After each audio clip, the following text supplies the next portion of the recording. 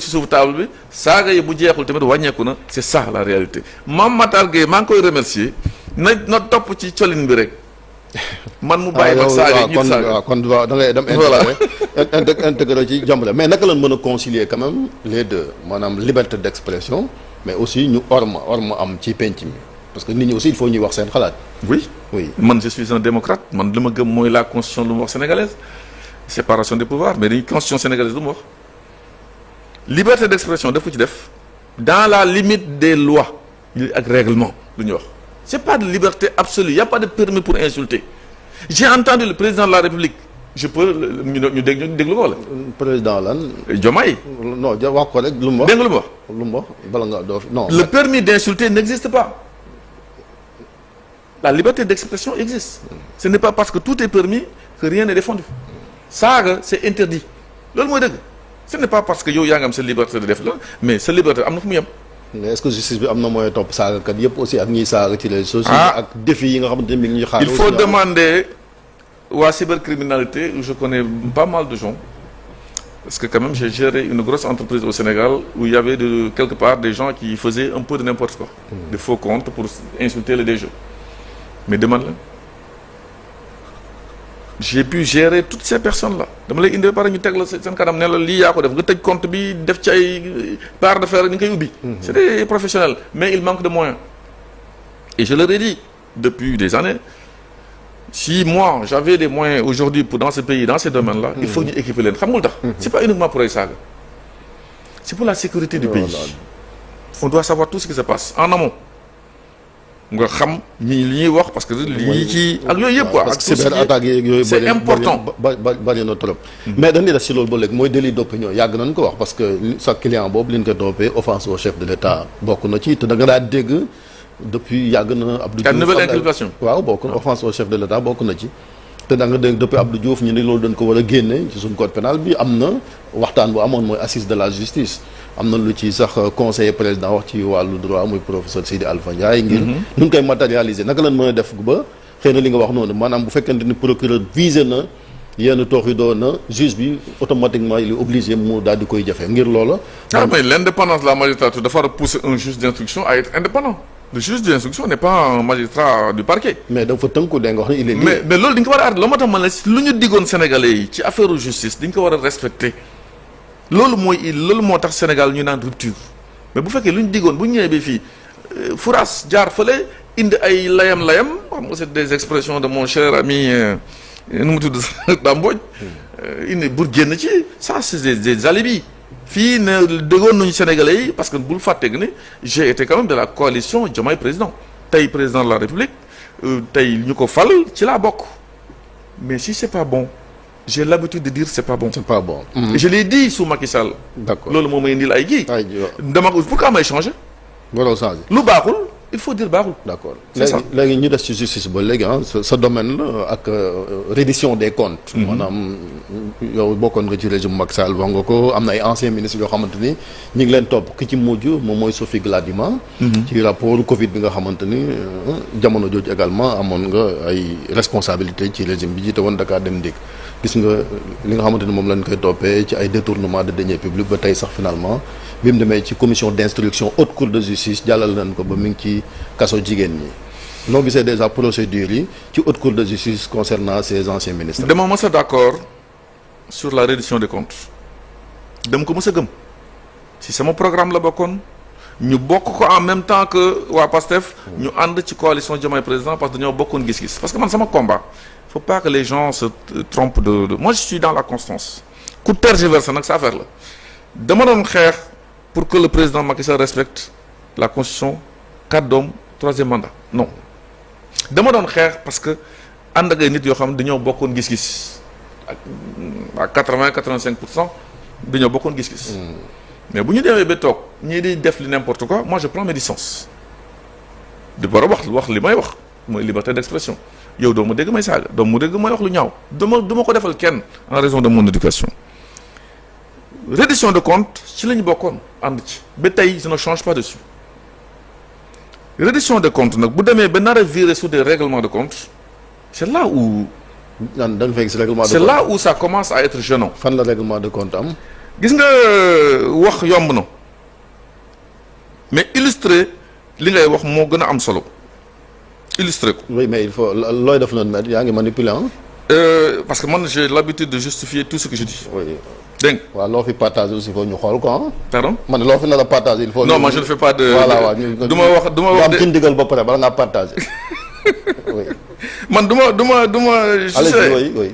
je ne dérape pas surtout que c'est sama émission la plupart des émissions yu may def c'est des émissions en direct loolu yow xam nga ko donc du ma nekk fii di def loo xam ni dama ciy ñaaw ou demee. ana règlement de compte bi laa ci procédure ñu ngi ci en tout cas haute cour de justice bi tàmbali liggéeyam ah. waaw dinañ ñëw ci yeneen yi mais dinañ taxaw ci haute cour de justice bi. haute cour de justice bi. ak reddition de compte bi la ma tax a ne la reddition et le règlement de compte. bu soobee ñu nekk waaw non nga may ma 18 secondes. bon dama leen di xaw a respecté tuuti. je les appellerai pas Kuluna. non nan wax ci xool. bien que yéen da ngeen leen di wooyee Kuluna rek yem fa. maître s'il vous plaît. man dama leen di wooyee Kuluna. et j'imagine tous les scénarios pour leur régler leur compte. alors voilà jaru ko quoi waaw da nga bëgg a couper nit ko mais dama ne non dañuy waxtaan c'est pas la peine. mais dañuy waxtaan c'est pour justifier aussi ce qui se dit dans ce audio là. il s'agit du DG du port man dama dul layam. voilà mën nga ko citer nga dem. non mën nañ ko citer justifier ce qu'on dit. parce que wax ji yomb na trop au Sénégal les gens parlent ne prouvent rien. jaru ko quoi dañuy tàddeel. non jar na ko ñu dugg ci 18 secondes c'est pas plus. non c'est dafa ne carrément j'imagine scénario yëpp pour régler des comptes à certains. est-ce que loolu moo taxoon ñu teg leen fi des règlements de compte le mot est employé reddition de compte et non règlement de compte. J'imagine tous les scénarios pour régler des comptes à ces gens-là mooy fayantu mooy vengeance. mais et lu may wax ni c'est pas n'importe qui. mais lui il n'est pas un juge. mani vous me parlez d'un DG d'un port. je vous dis. oui. Il n'est pas un juge mais il y a beaucoup de choses qu'il dit et qu'on voit le lendemain exécuté. C'est pas n'importe qui. Même si c'est un DG il n'est pas n'importe qui. Donc les histoires de règlement de compte là d'accord ma ci le kumba am ndey kumba amul ndey sur certaines choses d'accord ma ci parce que aujourd'hui le procureur avait dit quoi c'est une conférence de presse boobu des magistrats on privilégie quoi ils récupèrent l'argent. ñu def caution. il y a des gens ñu def seen caution ñu rejeté ko pourquoi mais après ça commence à revenir. Cheikh Farba Ngom voilà ñu ngi commencé di changer de version parce que le principe c'était ça doo wax ñi nag. Le principe reste récupération des biens, la prison reste l'exception. C'est dans tous les pays de droit. La liberté est le principe, la détention reste l'exception. ñeneen ñi ñëw nañu ku teg sa xaalis génn. Pourquoi ñeneen ñu refuser ko ñeneen ñu accepter ko ñeneen il faut quand même qu'on soit clair et je pense que il y a de l'évolution sur ce principe-là maa ngi koy gis et di ñaan yàlla. mais bu taxaw ci haute cour de justice bi d'abord mooy ancien ministre bi parce que ñoom seen bos moo gën a jàmp nii. am na ci ñett ñu jàll. yaa ngi wax caution banaam Sophie soxna si nga xam ne mooy Ndeye Sali d'abord bi mu defee caution doon ko bàyyi mu dem. mooy député bi gis nañ Ismaïla Madior Fall bracelet électronique résidence surveillée Sophie Gladima moom mandat de dépôt.